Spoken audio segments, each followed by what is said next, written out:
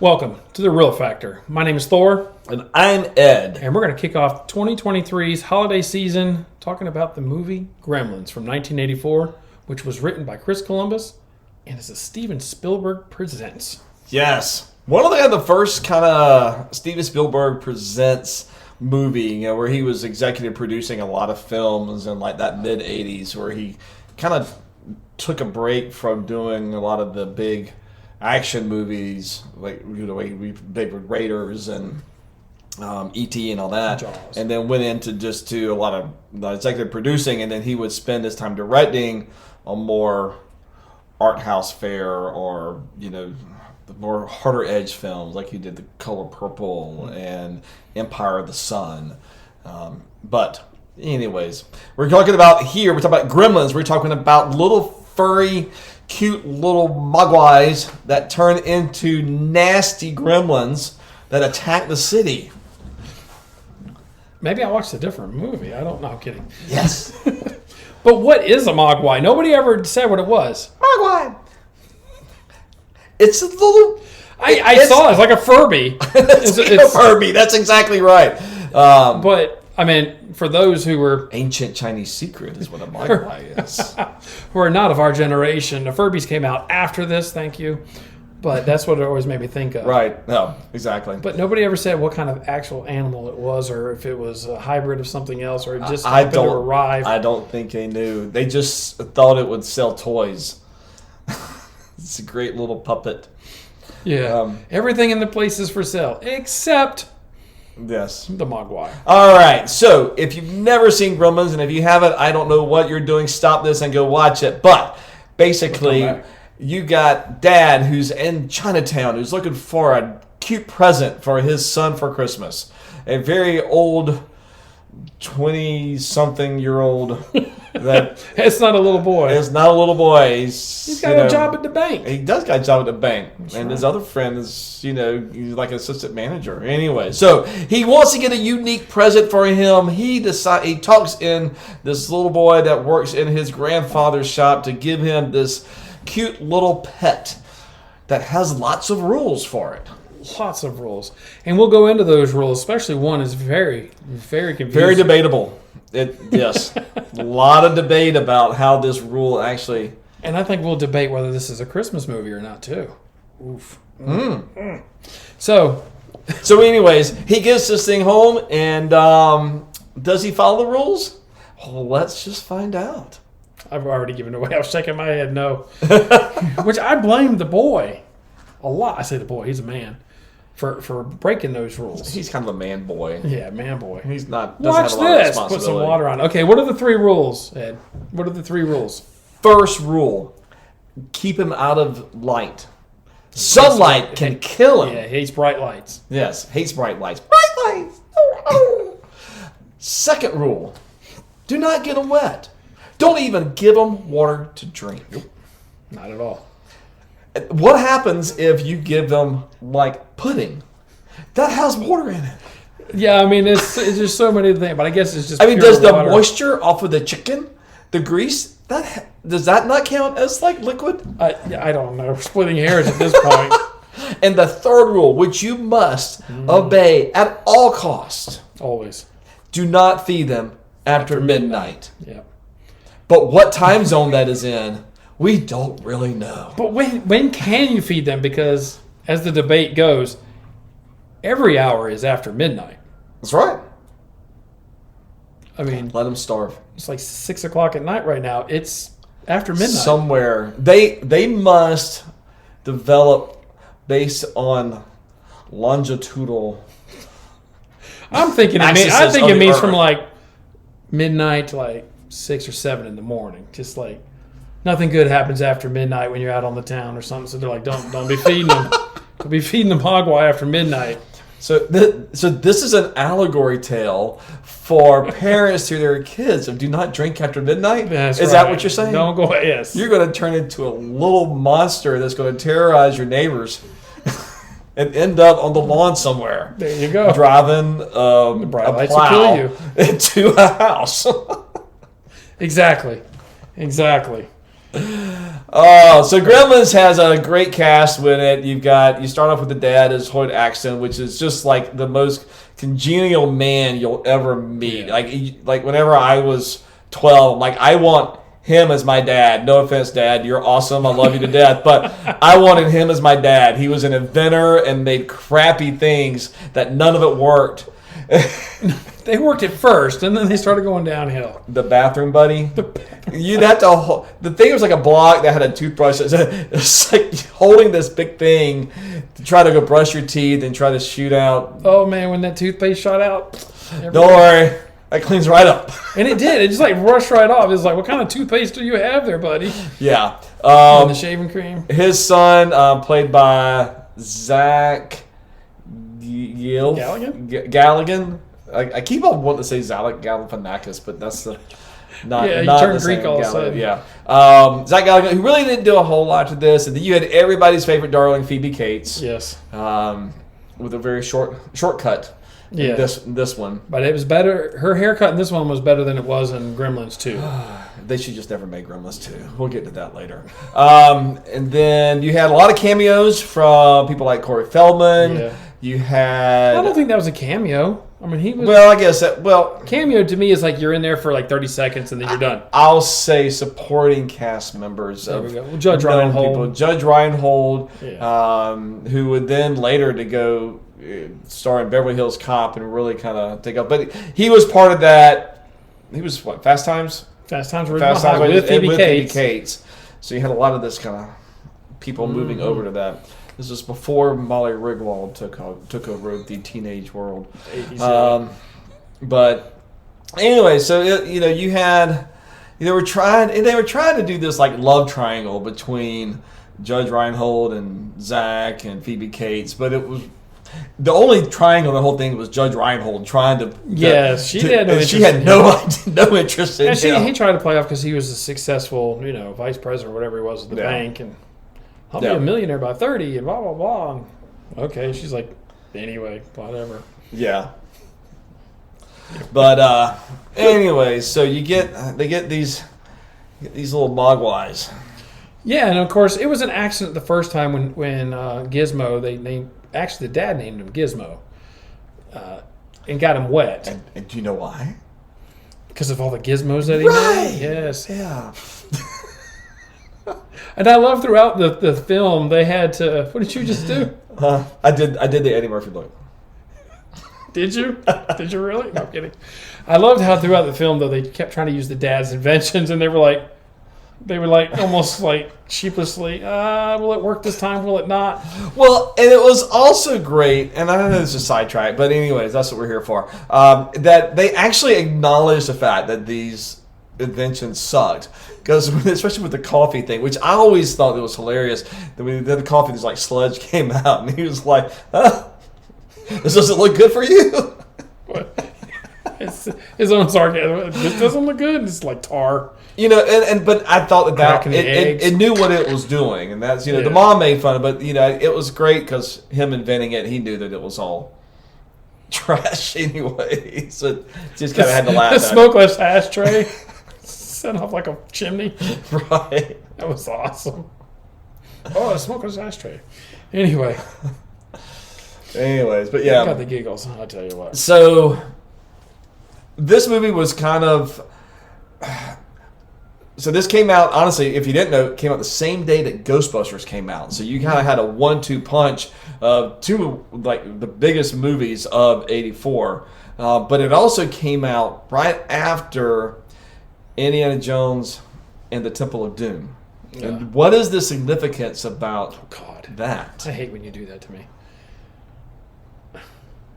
I'm only going to say something about Spielberg. I don't know. No. So, so this movie, kind of horror comedy, but the horror aspects of it, from when the animals terrorize the neighborhood, and you have certain things such as like one explodes in a microwave. The mom. Anyways, mommies and daddies across the world did not like that. They thought it was too rough for their children to watch. Same with the guy getting his heart pulled out of his chest in Indiana Jones and the Temple of Doom. So this is what created the PG-13 rating. Oh. I thought Temple of Doom created the PG-13 rating, not this whole back-to-back stuff. That was both, and it was funny because they were both done by Spielberg. Right. You know, who came out with like the lovable E.T. and just like earlier that You got the video game still, little Atari. I found one for sale the other day. I almost bought it just for fun. Oh, it's a horrible game. It's a horrible game. I did master it, but it was horrible. Ugh. You're probably one of the only few that actually tried. Anyway, so no, Temple wasn't a great movie in my opinion. Oh, that was fantastic, but that's okay. There was just too much cheese in it, man. Anyway, you're like Swiss, man. I know, it's you crazy. love the cheese. I do sometimes. Sometimes I do, but I thought, from a production standpoint, I thought this was probably a fun movie to make. Oh, I would imagine all so. the little gremlins and all the antics that they were doing. It was with Spike and everybody. It was just Spike was the villain of the Gremlins. I do have to say that, and that's one thing. So they go through the setups and everything, and obviously the big thing at the end of it is where we have the town invaded by all the Gremlins. Right. But what I thought was hilarious in this movie that they did, in my opinion, when they did the sequel, they did a poor job of, was when they had all the Gremlins that had the personalities. At the bar and the shooting, and the girl who was like the lounge singer, was with the cigarette smoking, and so in this one I thought it was done well. They went overboard and every Gremlin had a personality in the sequel, right? And like had metamorphosis and all this kind of like weird stuff. That to me that went way overboard. And I don't know if it's because it was new in this one, but even when I go back and watch this now, like I still think it's funny. They had that. Yeah. Well, I thought it was amazing or interesting how these creatures were born or hatched or whatever. Fully formed, but their intelligence level was just next level. Like they knew how to just take the brakes out of the cars. They knew how to do electrical work and how certain wiring actually went instead of just guessing. I know it's for the movies. I know. Everything's believable in the movie except for that part. Right. No. Okay, explain this to me because you really like this movie. Why do some of them, and maybe it has to do with water versus whatever, turn into like gizmo-looking things, and some of them turn into Spike, and like the nasty gremlin-looking? Why is there a difference, or is it just? I think it's roll of the dice. The roll of the dice. Oh, okay. Yeah, I think it's just random. It's just same as population out here. Some people look similar, some people don't.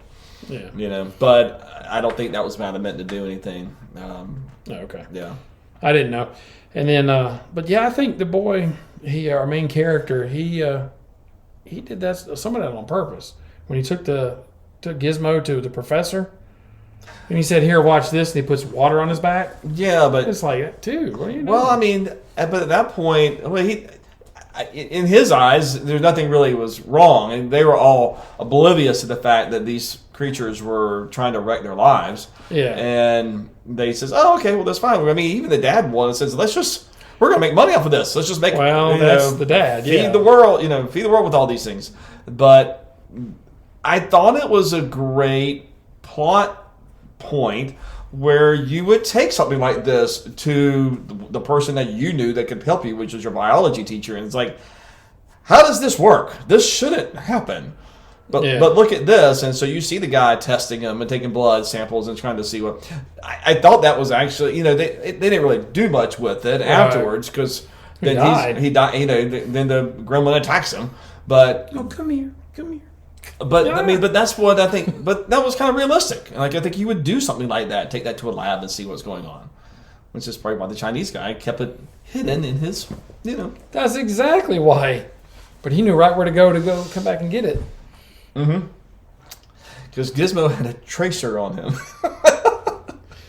Well, I bet that little boy got in trouble from his grandfather there, selling the Mogwai. You think? We need the money. You think?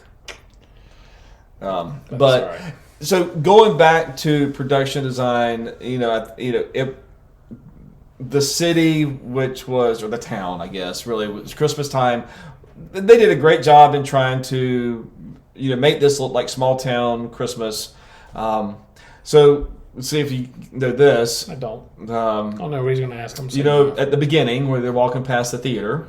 Yeah. You remember that? The significance of this. You know what the two movies were. Unfortunately, it's so sad. I've seen it so many times, and I read it. I'm like, I got to remember those movie titles, and I don't. What are they? So, A Boy's Life. Dang it! Yes. And Watch the Skies. And do you know what the significance of those titles are? If I didn't know the titles, I'm not going to know the significance. Well, you might know it now, but no. All right, so Boy's Life, isn't that a Scout magazine or something? Boy's Life, yeah. But they were the working titles of E.T. and Close Encounters of the Third Kind. Really? Yeah. Wow. Now, what was? Could you imagine? You seen A Boy's Life? It's about an alien creature. Anyway. Yeah. The puppetry for the Mogwais and the Gremlins was really fantastic. Yeah, yeah. They did a great job with that and really just giving personality to something that, this is all before CG, which would all been CG now, but you felt like it was there, and you felt like there was a menace there that was going to attack you, even though it's all a puppet that's doing this. But what do you mean it was puppets? I don't understand. What? I don't understand. But even the expressions on their face, it was like you, especially with Gizmo. I mean, because he reacted a lot to what was going on, and you felt what he was feeling. I mean, it's kind of just how what they did with Yoda in Empire Strikes Back. I mean, I don't know if Frank Oz did anything with. I don't know who was in charge. If it was Henson department or of the Gremlins. Yeah. I don't know. Okay. I'm useless tonight. Just useless. Somebody look it up. Put it in the comments. But anyways, it was great. And what I don't know, because let's take the movie theater where they're everywhere and they're all moving. That's a lot of puppets and puppeteers around. Well, was it all done at one time or was it? Well, I mean, there's a scene kind of in the theater where they're all moving around, and I don't know. Maybe it could have just been somebody on a stick, somebody just moving it back and forth. So it just confuses you to make. Okay, what I don't get about being in the movie theater, you're supposed to stay away from bright lights. The whole thing is a bright light showing the film, or is that not a direct? I don't think it's direct. Not like say they were watching TV at home and she did the camera in his eyes. I also find it. I don't think you would, and this is a side note, because obviously they were watching Snow White and the Seven Dwarfs. Right. I don't know if there was any significance behind that. I don't know, but they loved it. There was they all cheered when I was like. But I find it interesting that you have a Disney film and a Warner Brothers movie, which would not happen now. I mean, Disney's very protective. They're not going to license out their stuff to another company that they're trying to take over. Money talks. Well, because Disney does Marvel and DC, Warner Brothers does DC. They're mortal enemies. Didn't they have a crossover? Didn't they have a crossover or something? No, the only crossover they had. Well, no, they did the Looney Tunes for Roger Rabbit. Yeah, but that's the only time they've ever had like Bugs Bunny and Mickey Mouse together. It's so sad. True story. So sad. What? That you didn't know that, or that I did? Yes. Yes. But anyway, so what do you feel is like the legacy of this film? The legacy? Yeah. Like, why do you think it's lasted? Like, why is it still in the conversation Because today? it's so novel. I mean, it just creature that you don't know where it came from. You don't know anything about it except for 3 rules. But even after that, there's probably so many other intricacies. So it's so novel. You do have the excitement of getting something new. You're trying to figure it out, and you and your friends are, just enjoying it, and it's a pet. I hate to say it like that, and an experiment. But I mean, this movie will stand the test of time. It'll be around. Hopefully, the sequels won't, but Yeah. it just brings even though there's graphic violence in it and stuff, there's kind of a childlike wonder in a lot of it. Right. That's my opinion. But what do you think? I also think. So I think of it still as, even though it came out in the summer, I still think of it as kind of a holiday fare. I know we're talking. It's not necessarily a Christmas movie, but holiday. Kind of like those Hallmark movies that come out. But I think exactly what you're saying. Nothing has ever been kind of done. We hadn't seen anything like this when that kind of came out. I also believe that you kind of had lightning in a bottle the month of June 1984 with Ghostbusters and this, and just kind of like we just experienced this summer with Barbenheimer.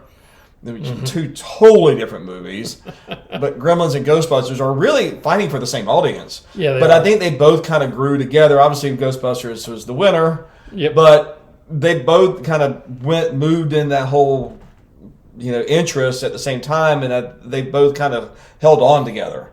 I still kind of think of them, and when I think about movies back in there, it's always Ghostbusters, Gremlins, Ghostbusters. Is that what you think about? It is G&G, Okay. Because G2, 84, baby. I'm thinking Red Dawn. I'm thinking Ghostbusters. I'm not thinking Gremlins. But that's me. Oh, Red Dawn came out later that summer. But it came out that year. We're many years removed from that. We're almost 40 years removed from that. That sucks. That sucks. It's life. It's life. Yeah, okay. So, do you think, I think you just kind of hinted around at it. But hold on, I got one more thing I was going to say. That it's a kid horror comedy. A kid horror comedy. Well, I mean, you don't have a lot of, it's an entry level a lot for kids to see something that may be a little scary. I mean, when I first showed it to my kids. I remember watching it then. My kids, and try to show it to them. They were probably like 6 and 7. We got to the first part of it. Once they turned the Gremlin, they were done. And then they would go back and watch the first hour, but they would never watch the second part because it got too scary. But I think it's a good way to introduce people to different, the young people to different genres of movies, because it's when they combine it into one like that. Yeah. But it's also tongue in cheek. It's fun. Yeah, there's killing in it. I think when I was pretty bad. When I first watched it, I was like in denial that, was it Putterman's? Was that who was the Putterman? Oh, Futterman? Futterman's. Like I was in denial that the Futtermans got killed. It's just like he survived it. He survived it. They didn't run over him. That's right. And I was just kind of like, oh yeah, and the lady who fell off the... Oh, gosh. On her stair thing? Yes. She was horrible, man. And this was so bad, is when certain people die in movies, you're like, good. I don't care, Right. She went up that was the longest staircase, though. And her little... I didn't even know they had those. When I was rewatching this, I'm like, I forgot they even had chair lifts back in the 80s to go up your stairs. Oh, yeah. You were fancy. How was it? Oh, yeah. But how did that thing get like supercharged where it shot her through? Oh, it wouldn't. It wouldn't. No, it wouldn't. Because even with that, you would have to have... I'm not ready. Well, you would have to she have... knew what was coming. The length. You'd have to, it was just really one stair. You'd have to have like 2 or 3 to go up to get that velocity going. That was hilarious, man. She didn't even move when she hit that ground. Whack. And the cops were in the car going, I'm ready to go back to the station. Let's get out of here. It's like, I've seen enough. I don't know. Yeah. All righty. Well, do you think this is a Christmas movie? You kind of just said like a holiday movie, but I'm talking an actual Christmas movie because there is debate. Well, I would probably say, to be honest, probably say no. It'd probably say that it's a good film to watch during Christmas. There is a lot of discussion about Christmas within it. Gizmo was given as a Christmas gift. So does that change your opinion? The gift of the Mogwai. Instead of the Magi. Yeah. I don't know. Not really. I mean, I could go either way on this. I mean, if I'm talking to somebody else, they go like, it's Christmas movie. Yeah, sure is.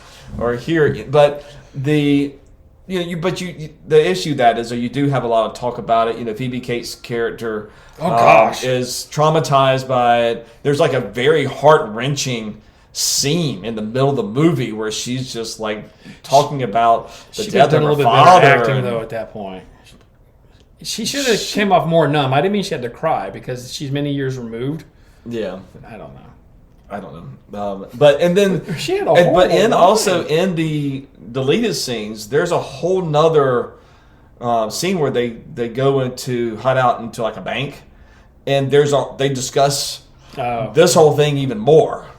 Well, she has one of the most horrible lines before that when she's talking about the holiday season. She's like, either they're opening their gifts or they're opening their wrist. And I'm like, right? Oh, I know. Like, jeez.